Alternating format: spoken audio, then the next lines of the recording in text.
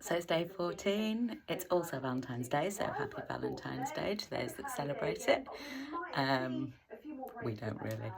But that's fine. If anyone wants to show any love, you can go and donate on my Just Giving page for Cancer Research UK, which is why I'm doing these squats. I've had loads of amazing donations, so thank you everyone who's already donated. I massively appreciate it, and I know that Christy would too.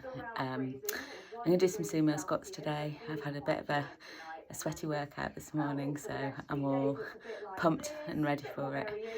So here goes.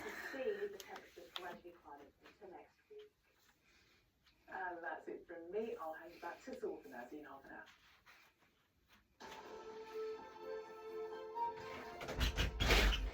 Hello, you're watching Breakfast with Ben Thompson and Naga Munchetti. The time is 25 minutes to now. The 16 world leaders and decision makers are due to convene in Munich over the annual Munich Security Conference. We've spoken a lot about the focus there being on Ukraine, but the UK government is also using the conference to look at the risks associated with artificial intelligence.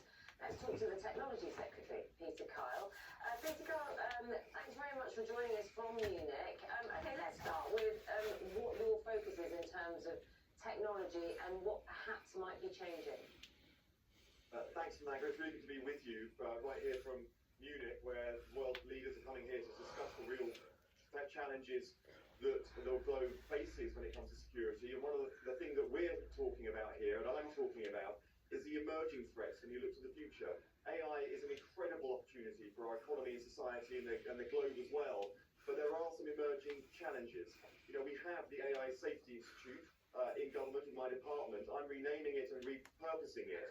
I'm renaming it to the AI Security Institute, and I'm repurposing it so it focuses on those emerging existential threats, such as chemical biological weapons and also radiological challenges and other severe threats to our national security. We've been doing this work all the time, but we're now making sure we can focus on it more assiduously, working with those labs who are designing the real cutting edge of AI. We're working with them on a voluntary basis, but all of them have been engaging, and I want to praise them for it. And then we're also making sure there's some other measures that we can announce today so that we can just reassure people that where these threats start to emerge, that we can keep people safe, even in the face of powerful technologies like AI. Do you think you've recognised the potential risks of AI soon enough? I do. I came into our office just 7 months ago now, and I was briefed on day one about some of the real emerging challenges that were being faced, that they were discovering in some of the new latest models of AI. The people who are creating this technology as well are being quite open about the challenges that could be posed by it. So what we've done as a government is invest heavily to get the scientific and technological understanding. We've linked to different parts of government, because being a mature, defensive country like Britain, with a great defence secretary and a great defence industry, we can draw on all these expertise and all these scientific knowledge that we have, bring it together with the technological knowledge in the Security Institute, and test models and help the people designing this technology to have safety baked in at the outset. Because I need to be very clear with people that if we don't get this technology right, it could help people design chemical and biological weapons and use them against our country, and we cannot allow that to happen. The other thing, Naga, is we've been testing European, US and British models as being designed using expertise here, but we're now going to start testing models from around the world, and where we find things that could be a national security threat, of course we will act domestically, but we will also start sharing that information with our global partners. And I hope that reassures people, because we have to have safety in this technology as it emerges, because if people feel protected and safe, then they can safely start exploring all the opportunities this technology presents for us, because it's a huge opportunity for us, but we have to get safety there at the outset, and this government takes it very seriously. You haven't joined the other nations when it comes to signing the international agreement on AI regulation. That was in Paris. Why not? Well, I was at both of those conferences. I was in Paris at the AI Opportunities and Action Summit, and I'm here at the International Security Summit. And I think the two things show why we didn't sign up to the final communique there, but we signed up to every other agreement. I don't understand why you didn't. I'm sorry, I don't understand why you didn't.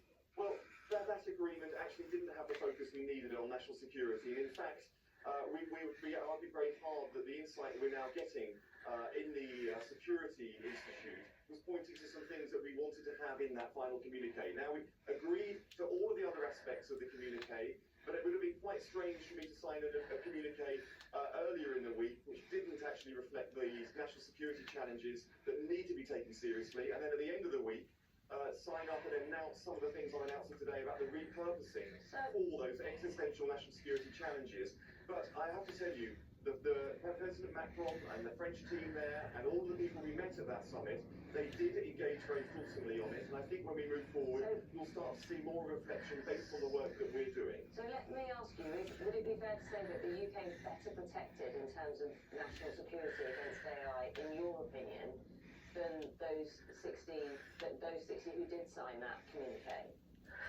I would say that the globe, and particularly Western allies, are safer because of the work that our AI Security Institute has been doing, What will about the continue UK? to do, and will do going forward. Is the UK better protected? Because you said that communique didn't kind of have all the mitigations that you felt were necessary. But the communique doesn't affect the work we are actually doing. That work is very strident, it is cutting edge, and Nagra, I've got to tell you, we are doing this work in a way that no other country on earth is able to do. We can harness the technical and scientific community and bring it into government, and we are resourcing it. We're linking it to all aspects of the scientific and defence industry, so we can bring all of the experience that people can imagine that we have within the British government and the British state, and we are harnessing it to keep people here safe. Forgive me, I would like to get to the practicalities. I think our listeners, our viewers would want to know how it affects them. So tell me, there's been a lot of focus on bias, freedom of speech in AI settings. As this has shifted away to security, are we going to see more hate or bias online now, on our social media feeds? Nagra, I'm really pleased that you said this. I'm talking about two separate things here. This is what I'm trying to be really clear on. Every regulator in the Thanks UK everyone for asks donating. the